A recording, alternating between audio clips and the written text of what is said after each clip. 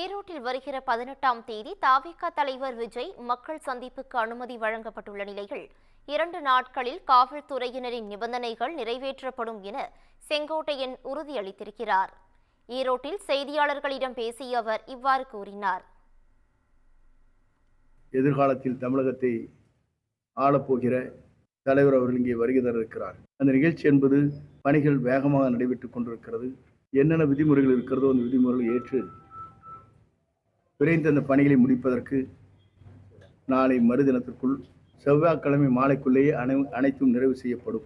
அதற்கு பிறகு காவல்துறையின் மூலமாக அனுமதி பெற்று இந்த கூட்டம் வருகின்ற 18ஆம் தேதி என்று எல்லோரும் பாராட்டுகின்ற அளவிற்கு எல்லோரு உள்ளங்களிலும் வாழ்ந்து கொண்டிருக்கிற இளைஞர் எழுச்சி நாயகன் மகளிருக்காக பல்வேறு பணிகளை எதிர்காலத்தில் ஆற்றப்போகிற தமிழகத்திற்கு புதிய ரத்தத்தை தரக்கூடிய தலைவர் அவர்கள் இங்கே வருகை தந்து இந்த நிகழ்ச்சியை கலந்து கொண்டிருக்கிறார்கள்.